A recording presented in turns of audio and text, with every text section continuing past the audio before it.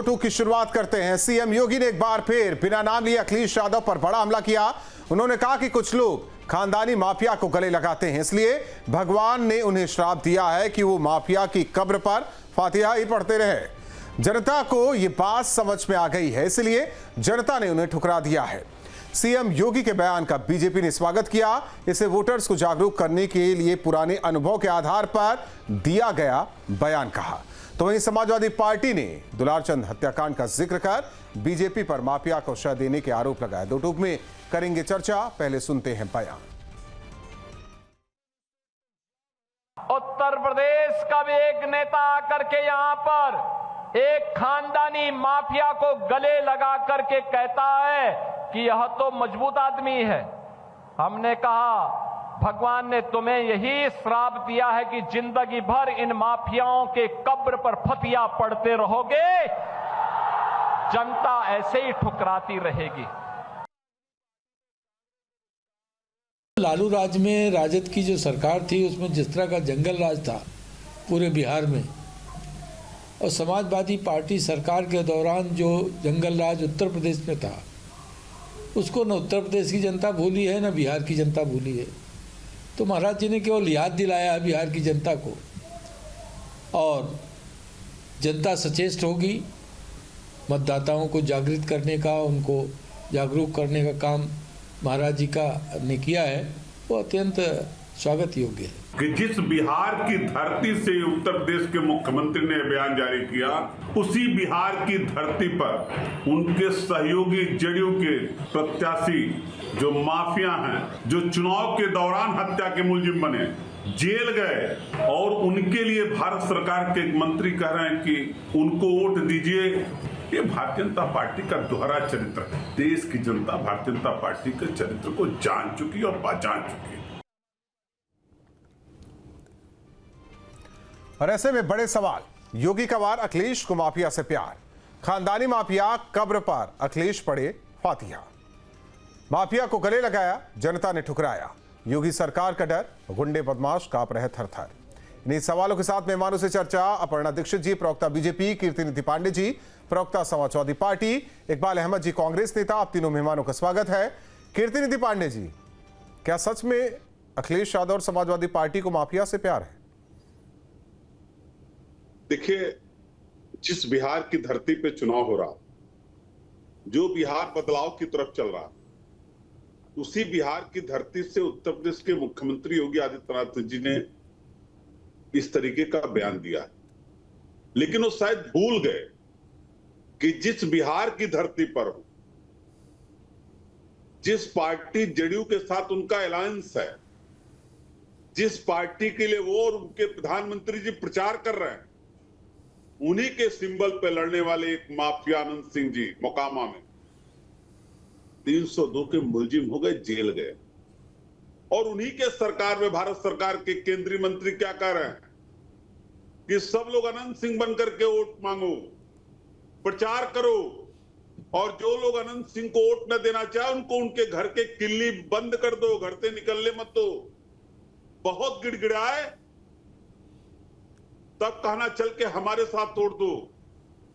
ये election commission को चुनौती देने वाले लोग, ये हत्या करने वाले लोगों को प्रचार करने वाले लोग दूसरों को आईना दिखा रहे हैं, दूसरों को आईना दिखाने चले हैं। कभी आईना अपने भी देख लिया करें, आईना उनको भी देखना चाहिए कि वो अपराधियों के साथ किस तरीके से खड़े हैं। उत्तर प्रदेश हो, बिहार हो, हर जगह माफिया उनके बगल में खड़ा है।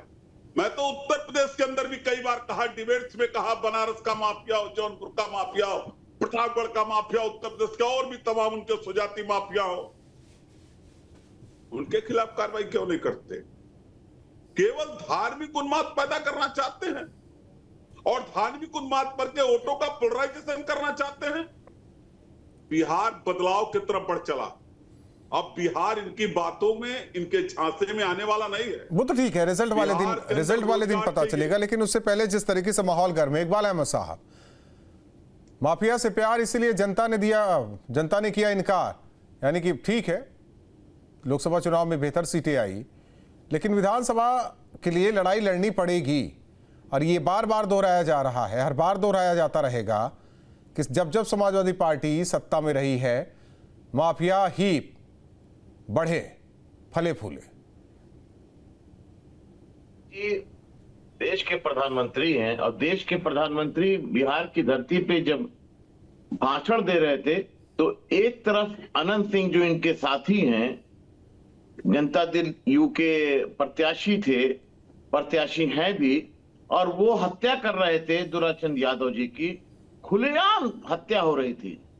जिस तरीके से ये बार बार कहा जा रहा है कि एक तरफ मंच से कहा जा रहा है जंगल राज, पिछला जंगल राज, और सामने का जंगल राज, सामने भी पेश हो रहा जंगल राज, हत्याएं हो रही हैं, गाड़ियों से कुचल दिया जा रहा है, शराब की बिक्री खुलेआम हो रही है, वो जंगल राज नहीं दिखाई दे रहा इनको, और दूसरे का जंगल राज दिख रहा है। और जहां तक बीजेपी की बात करते हैं, ये बीजेपी के लोग जब तक मुसलमानों की चाशनी नहीं मिलती है तब तक इनको इलेक्शन लड़ने का मजा नहीं आता है। हम कहते हैं आप विकास की क्यों नहीं बात करते हो, आप रोजगार की क्यों नहीं बात करते हो, आप पलायन की क्यों नहीं बात करते हो? आप उस पर काम इसलिए नहीं कर सकते, उस पर बात इसलिए नहीं कर सकते क्योंकि आप उस पर काम करोगे नहीं। आप सवाल करोगे कि नौकरियां कैसे दी जाएंगी। तेजस्वी यादव, राहुल जी कह रहे हैं घर घर लोगों को नौकरी मिलेगी, तो कहते कैसे नौकरी मिलेगी? क्योंकि इनके एजेंडे में नौकरी का नाम ही नहीं है, रोजगार देने का काम ही नहीं है। तो ये सवाल करते हैं इस तरीके का कि जो सवाल जनता को चुभ रहा है, जनता को तकलीफ हो रही है। मैं एक चीज और बता दूं आपको, बिहार में आप जितने भी मुसलमान हिंदू की बात कर लें, ये बिहार के लोग हैं, और बिहार के लोग इस बात को समझते हैं और जानते हैं कि यहाँ हिंदू मुसलमान की राजनीति नहीं चलेगी, यहाँ विकास की राजनीति चलेगी, यहाँ रोजगार की चलेगी, पलायन रोकने वाले की चलेगी। तो इस बार सरकार तेजस्वी यादव के नेतृत्व में सरकार बनने जा रही है। सरकार ठीक है, कोई रोक नहीं ये तो मैं तो है। कह रहा हूं ना, जब परिणाम आएगा तो सबके सामने होगा। अपर्णा दीक्षित जी कह रहे हैं हम लोग की तरफ इशारा ना कीजिए, देखिए ना माफिया वाला मामला, पहले आप लोग अपना देख लीजिए। देखिए, उत्तर प्रदेश की जनता और बिहार की जनता आपस में बहुत कनेक्टेड है और वो समझती है कि समाजवादी पार्टी जिस तरीके से वंशवाद आगे बढ़ाती है, जिस तरीके से माफियावाद आगे बढ़ाती है, जिस तरीके से गुंडा राज आगे बढ़ाती है, जिस तरीके से जंगल राज आगे बढ़ाती है, और यही डिट्टो अब बिहार में लालू प्रसाद यादव की गवर्नमेंट थी तो जिस तरीके से एसपी की पत्नी के साथ बलात्कार हो जाया करते था और उन्हीं के बेटे की अब टिकट कर दी है, तो आप क्या ये मैसेज देना चाहते हो? आप हमें हमारे उस पर छोड़ दीजिए। 20 वर्षों से लगातार नीतीश जी जो सत्ता सरकार चला रहे हैं उसमें लोगों को विकास मिला है, उसमें लोगों को सड़कें मिली हैं, उसमें लोगों को पलायन से मुक्ति मिली है, और सबसे बड़ी बात इस बार भारतीय जनता पार्टी के और एनडीए के समर्थन में ये बात हो चुकी है। और इस बार चुनाव आयोग ने तो आपको बता दूं, ये बताइए सबसे पहले उन्होंने पलायन जो आया था बाहर से, जो लोग बाहर के लोग आए थे, रोहिंग्या आए थे, उन पर रोक लगाने का काम किया है। हमारे एसआईआर के मुद्दे को सबसे बड़ा ताकि फर्जी वोटिंग ना हो सके, ये सबसे बड़ा मुद्दा बनाया था। मुसलमान की चाशनी से तो कुछ होने वाला नहीं है, नेगेटिव तरीके से पेश किया, ये किसी से चाहे वो माफिया के कब्र पर फातिहा पढ़ने की बात हो या अभी एसआईआर की बात हो, बिना मुसलमान की चाशनी से काम नहीं चलने वाला। देखिए, अखिलेश यादव की तो मजबूरी है, वो फातिया भी पढ़ेंगे, वो रोजे भी रखेंगे, वो टोपी भी लगाएंगे, वो सेकुलरिज्म की राजनीति के हिसाब से अगर देखा जाए तो वो मुझे हिसाब से कुछ भी तुष्टीकरण करेंगे दरअसल वो, और वो इलेक्शन जीतने के लिए इस बार तीसरी बार सत्ता में आसीन आने के लिए, होने के लिए, क्योंकि किसी भी क्षेत्रीय पार्टी को 10 वर्षों से अधिक अगर हो जाता है तो तीसरी बार उसको बड़ा मुश्किल हो जाता है, क्योंकि लोग चिटकने लगते हैं। यही डर है अखिलेश यादव जी को कि उनकी पार्टी के नेता और उनके प्रवक्ता या फिर उनके जो भी करीबी हैं वो चिटकने लग जाएंगे, इसलिए बाई हुक और बाई क्रुक वो कुछ भी करेंगे, तुष्टीकरण करेंगे, धर्म उन्माद फैलाएंगे। बरेली की घटना को देख लीजिए, जिस प्रकार से समर्थन मिलता है, ये हर एक मामलों में आप देख लीजिए। अखिलेश यादव जी जब भी कोई मुस्लिमों का मैटर आता है तो वो किस तरीके से बात करते हैं, आप देखिए, हिंदू मुस्लिम कर देते हैं। आप पूर्व मुख्यमंत्री रहे हैं, आपको ये सोचना चाहिए कि अगर आप किसी बिटिया का बलात्कार होता है तो आप पक्ष क्यों लेते हैं, आप डीएनए की जांच क्यों करते हैं? यही अगर हिंदू बेटी का बलात्कार होता है तो आप पक्ष की उस तरीके से नहीं रहते हैं। आखिर ये आप मुस्लिमों पर ही आगे बढ़ावा आप जो करते हैं ना, आके बयानबाजी जो करते हैं, वो देख सकते हैं कि सबसे पहले हिंदू मुस्लिम आप करते हैं। आप बताइए, भारतीय जनता पार्टी मुस्लिमों के लिए कितनी योजनाएं लेकर आई है? बिहार हो, बंगाल हो, या फिर उत्तर प्रदेश हो, या फिर मध्य प्रदेश हो, आप देखिए कितनी बड़ी संख्या में मुस्लिमों को आज हम रोजगार दे पा रहे हैं, कितनी बड़ी संख्या में आज हम बिटियाओं की शादियों के लिए, उनके शिक्षक उनकी शिक्षा के लिए, उनको आप देखिए अन्न जो बांटा जा रहा है, जो उनको कितना आगे बढ़ाया जा रहा है। अब इससे तो ये तो कोई बिल्कुल सरोकार नहीं है भारतीय जनता पार्टी का कि देखिए हमें वोट चाहिए, इसलिए लोग तो ये भी कहते हैं कि मुस्लिम वोट भारतीय जनता पार्टी को नहीं, लेकिन भारतीय जनता पार्टी ऐसा कुछ नहीं सोचती है। भारतीय जनता पार्टी के लिए सभी वर्ग समान हैं, हिंदू, मुस्लिम, सिख, ईसाई, ये आप कह रहे हैं ना, लेकिन विपक्ष नहीं, और विपक्ष यही रहेंगे। ये कुछ भी कर ले, हिंदू मुस्लिम कर ले, लेकिन भारतीय जनता पार्टी नहीं करेगी। विपक्ष नहीं मानता, ये आप कह रही हैं ना, विपक्ष नहीं मानता। विपक्ष नहीं मानेगा। दरअसल राहुल जी बता दूं मैं विपक्ष क्यों नहीं मानेगा।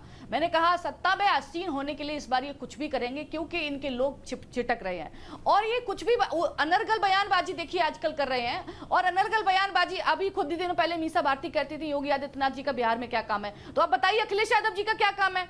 और भी जो राहुल गांधी जी हैं और अन्य तमाम जो बाहर से जो सनातन को गाली देने वाले लोग हैं, इनका क्या काम है, ऐसे पूछ लिया जाए क्या इनसे। दरअसल पूरे इंडिया अलायंस इकट्ठा हो चुका है और उनको ये बात मालूम है कि किस प्रकार से, किसी भी प्रकार से नरेंद्र मोदी जी की गवर्नमेंट या एनडीए का जो अलायंस बना हुआ है इतना स्थिर क्यों है और इतने अच्छे तरीके से काम क्यों कर रहा है। ये कीर्तिनिधि जी कुछ बोलेंगे या मैं सवाल करूं?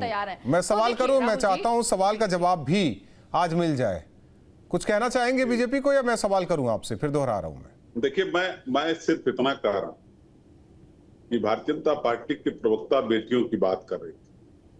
ये कुलदीप सिंह सेंगर को बचाने वाले लोग, हाईकोर्ट न होता तो कुलदीप सिंह सेंगर जेल में जाता। किसी ने नहीं बचाया, किसने बचाया? ये वो लोग हैं, भारतीय जनता पार्टी की सरकार ने बचाया। हाईकोर्ट के आदेश पे गिरफ्तारी हुई, नहीं पता हो तो जानकारी कर लीजिए। आपके मुख्यमंत्री ने बचाया और किसने बचाया? हाईकोर्ट के आदेश पे गिरफ्तारी हुई। और अनंत सिंह को कहां है जरा बताइए। अनंत सिंह के लिए वोट कौन मांग रहा है? कहां पर है वो? जेल में है ना। अनंत सिंह के लिए वोट कौन मांग रहा है मोकामा में? आपके भारत सरकार वो है कहां पर? जरा ये भी बता दो जनता को। जनता जानती है कि वो जेल में, अगर बचाया होता तो जेल में क्यों होते? आपके अखिलेश यादव जी की जैसे नहीं है। देखिए मेरी बात सुन लीजिए, डीजीपी पर हमला होता है, पीआरओ पर हमला होता है, गवर्नमेंट आते ही ठीक है। अपर्णा जी अपनी बारी में, अपनी बारी में। अपर्णा जी, अपर्णा दीक्षित, अपर्णा दीक्षित अपनी बारी में। एक अपने बाहुबली, अपर्णा दीक्षित जी 1 मिनट। और कह रहे घरों में कुंडी बंद कर देना और इलेक्शन कमीशन को। ये बात तो कीर्तिनिधि जी इसी से शुरुआत आपने की, फिर वही दोहरा रहे हैं आप, बात वही दोहरा रहे हैं। मैं दोहरा नहीं रहा, मैं दोहराने इसका जवाब नहीं आया। क्या वो संत हैं? वो अपराधी नहीं। अब मेरा सवाल हो जाए, वोट मांग रहे हैं, मेरा सवाल हो जाए। एक सवाल मैं भी कर लूं आपसे? एक नहीं दो कर रही है। नहीं, एक ही करूंगा मैं। आपके लिए तो अतीक अहमद भी माफिया नहीं। एक मिनट अपर्णा दीक्षित जी, अपर्णा दीक्षित जी 1 मिनट। अपर्णा दीक्षित सवाल करने दीजिए ना कीर्तिनिधि पांडे जी से। कीर्तिनिधि पांडे जी से सवाल करने दीजिए। कीर्तिनिधि पांडे जी, शिवपाल यादव लेके आए थे, उसी माफिया की बात कर रहा हूं, उसे और उसके भाई को। अखिलेश यादव ने दूरी बना ली थी, उन्होंने कहा था नहीं, ऐसा नहीं होना चाहिए। याद है आपको वो दौर? सबने तारीफ की थी अखिलेश यादव की कि देखिए अब समाजवादी पार्टी का जो चाल चरित्र चेहरा सब बताते थे वो चेंज होने वाला है। लेकिन आखिर में कब्र पर गए ना फातिहा पढ़ने के लिए, वो हमेशा के लिए हो गया। अच्छा एक बात, नहीं, मैं वो भी बता रहा हूं, ये भी बता रहा हूं, दोनों तस्वीर आपके सामने रख रहा हूं। रखिए तब बताता हूं। एक तस्वीर ये कि शिवपाल यादव लाते हैं मिलाने के लिए कि भाई मिल जाइए, मिल के चुनाव लड़ते हैं। अखिलेश यादव ने कहा कि नहीं, ऐसा नहीं हो सकता, माफिया खानदान से या माफियाओं से रिश्ता नहीं रखेंगे हम। फिर ऐसी क्या मजबूरी थी कि फातिहा पढ़ने कब्र पर चले गए, जिसकी बात लगातार की जा रही, चुनाव दर चुनाव की जा रही है।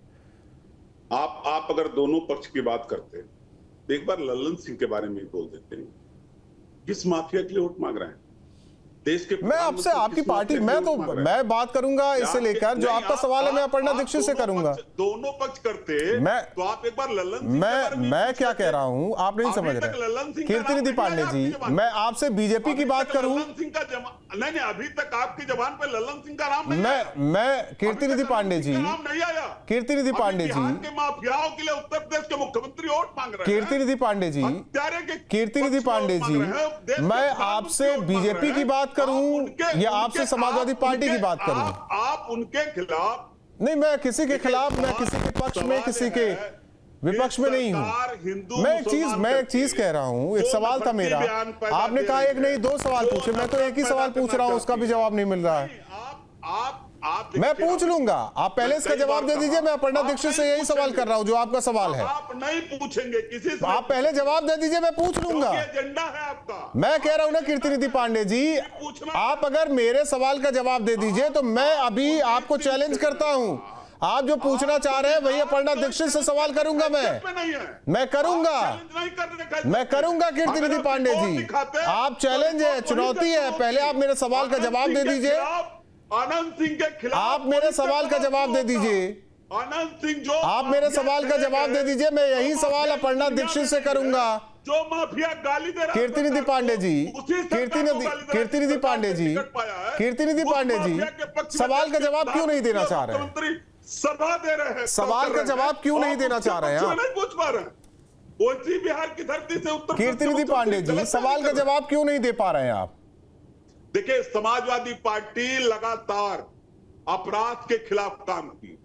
10-90 योजना हमारा है। नहीं, मैं योजनाओं की बात ही नहीं कर रहा हूं, मैं किसी भी चीज, मैंने 2 तस्वीरें आपके सामने रखी और उससे जुड़ा सवाल किया, बस इसके अलावा नहीं। मैं इसके बाद आप ही के सवाल को अपर्णा दीक्षित से करूंगा। लेकिन जिस तरीके से अनर्गल बयानबाजी, फिर वही है कि गोलमोल जवाब आप देंगे, गोलमोल जवाब वो देंगी। कोई जवाब नहीं। जिस तरीके से गलत बयानी उत्तर प्रदेश के मुख्यमंत्री कर रहे हैं, लोगों को गुमराह करने का प्रयास कर रहे हैं, लेकिन बिहार क्रांतिकारी तबीयत, अब पता नहीं, ये तो जनता तय करेगी इकबाल अहमद जी, है कि नहीं? जनता सर्वोपरि है, वही तय करती है। नेता कुछ भी कहते रहे, जनता से बड़ा कोई नहीं है। बाद में सबको जनता की अदालत में ही जाना पड़ेगा, है ना इकबाल अहमद जी? और जनता तय करती है कि केंद्र में कौन बैठेगा, राज्य में कौन बैठेगा। वो तो आप लोग बेहतर तरीके से जानते हैं। अब आप लोगों से बेहतर तरीके से कौन जानेगा?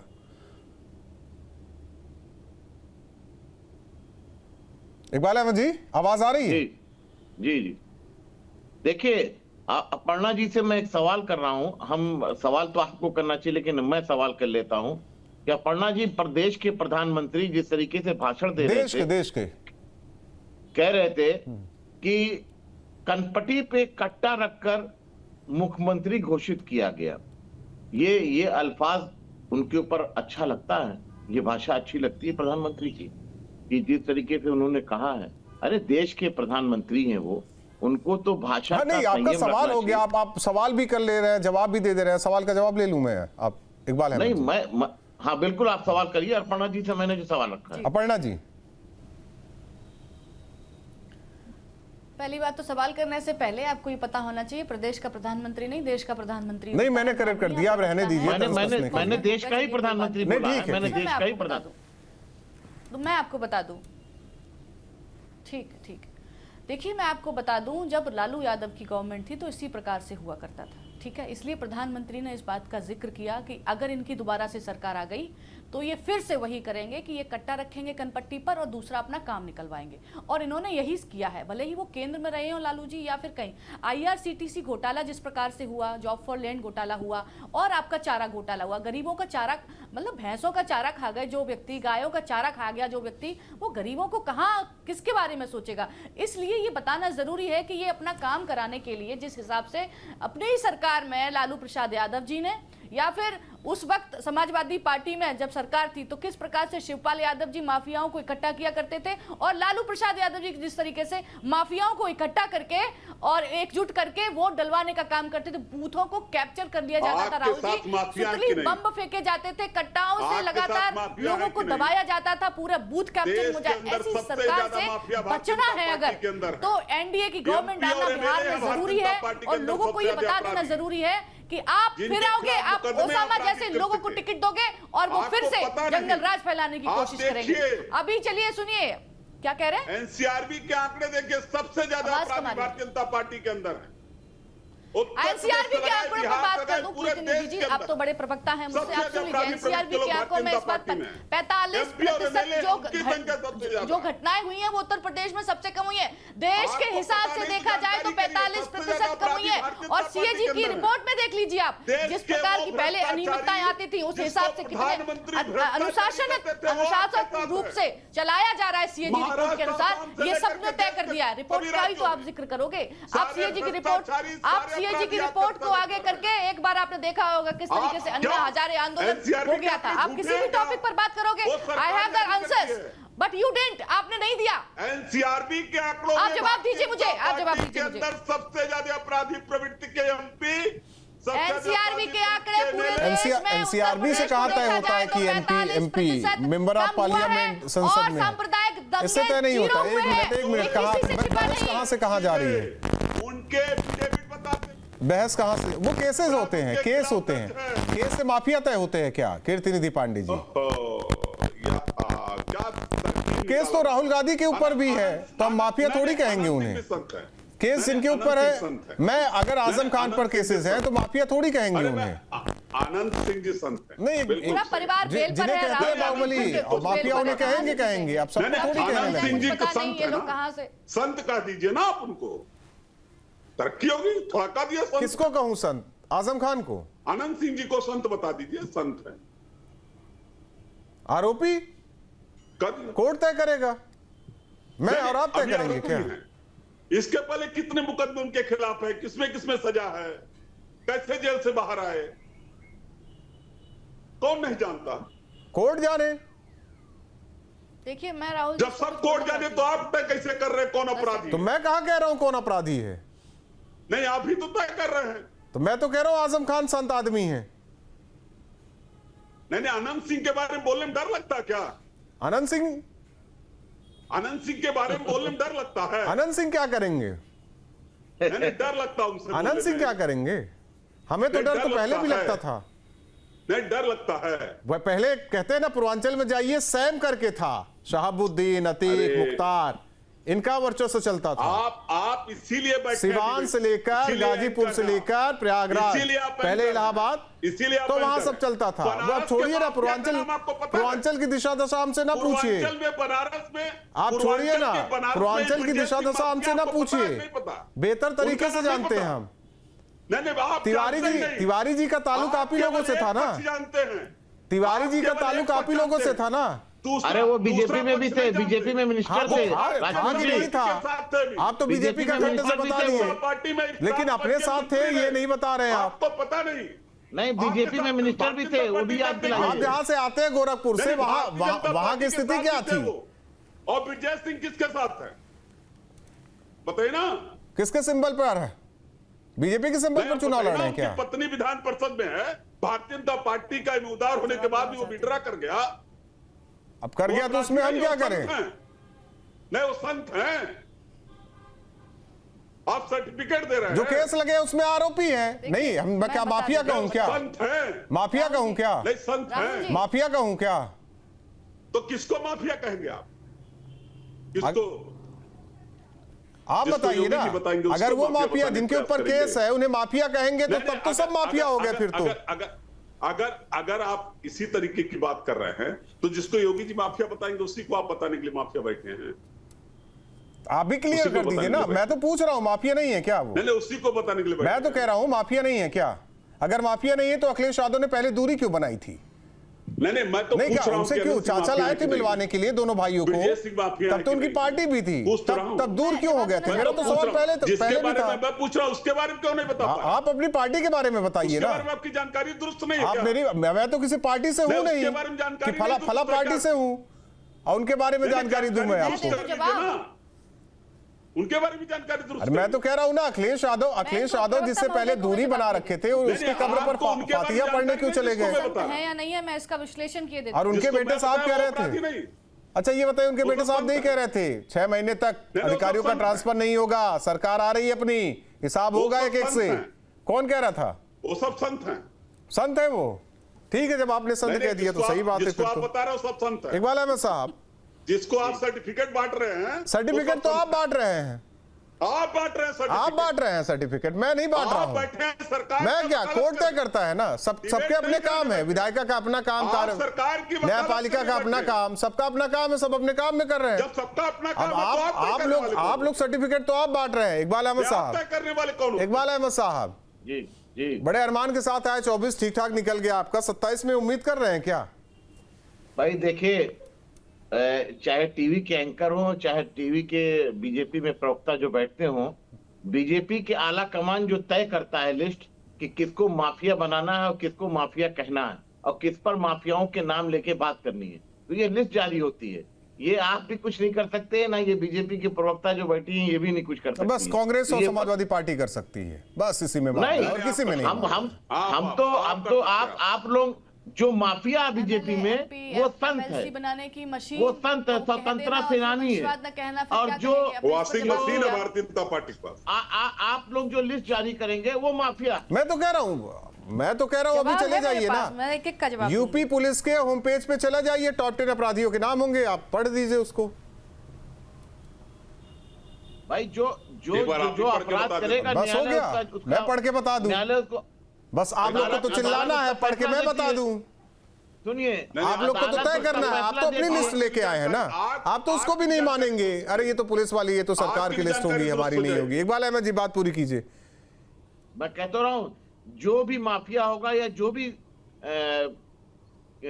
भी हत्या करे या बदमाशी करे, तो उसके लिए अदालत बनी है, अदालत फैसला देती है, उसको जेल जाना होता है। जी तो कह रहे थे ना माफिया है, फला माफिया है, वो माफिया है। मैं क्या कह रहा हूँ कि आप लोग एक लिस्ट तैयार करवा लेते हैं। हम लोग कौन होते हैं लिस्ट तैयार करने वाले? जो बीजेपी जो कहती है, जो यूपी पुलिस की तरफ से लिस्ट जारी होगा, मैं तो उसकी बात करूंगा कि अपनी लिस्ट बनाऊंगा। मैं समाजवादी पार्टी थोड़ी है, कांग्रेस नहीं हो कि अपनी लिस्ट लेके चिल्लाऊं, या बीजेपी हो अपनी लिस्ट लेके चिल्लाऊं। भाई अनंत सिंह माफिया है या नहीं है? ये हम कौन होते हैं तय करने वाले?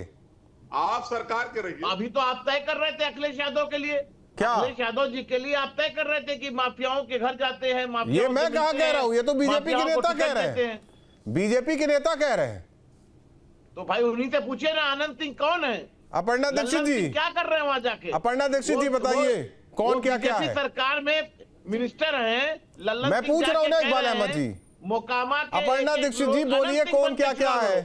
देखिए, मैं क्लियर कर देना चाहती हूँ। जी मैं क्लियर कर देना चाहती हूँ, अगर आप सुनने का धैर्य रखें तो, बीच में ना बोलें तो, क्योंकि आप दो हैं, मैं अकेली हूँ, तो और दूसरा मुझे ज़्यादा बोलने का अधिकार मिलना चाहिए, क्योंकि पिछले 15 मिनट से आप दोनों ही बोल रहे हैं। देखिए, आपने कहा लल्लन सिंह, मैं बता दूं आपको, चुनाव आयोग सभी के लिए एक समान है, लेकिन आप इस बात को नहीं मानेंगे। मैं बता देती हूँ कैसे। शायद आपको अपडेट नहीं है, लेकिन जिस प्रकार का चुनाव आयोग ने संज्ञान लिया है, ये आपको मालूम होना चाहिए था, लेकिन आपको ये बात नहीं मालूम, तो आप लोगों से मिला हुआ है चुनाव आयोग। मैं बता देना चाहती हूँ आपको, भारतीय जनता पार्टी अपने हिसाब की राजनीति से नहीं चल रही है। लोकतंत्र क्या चाहता है उसके हिसाब की राजनीति कर रही है।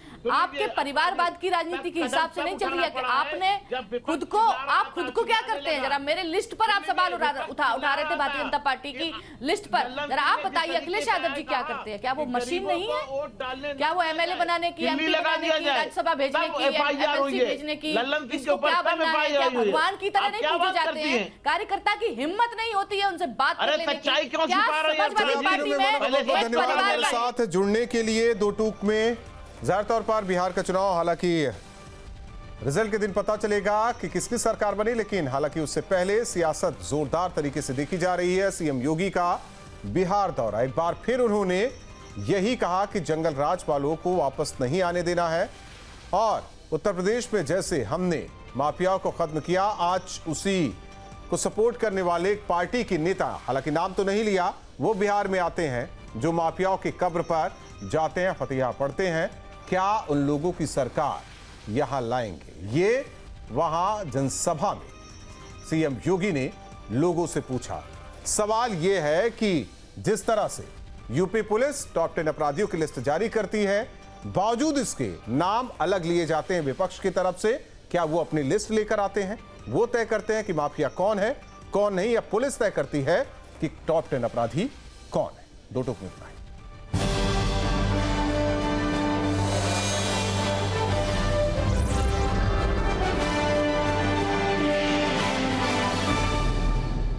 जहां भक्ति है हर शब्द में, कथाओं में छुपे हैं दिव्य रहस्य और ज्योतिष देता है जीवन को दिशा। धर्म से जुड़ी हर बातों को जानने के लिए हमारे चैनल स्तुति को सब्सक्राइब करें। चैनल पर जाने के लिए इस लिंक पर क्लिक करें।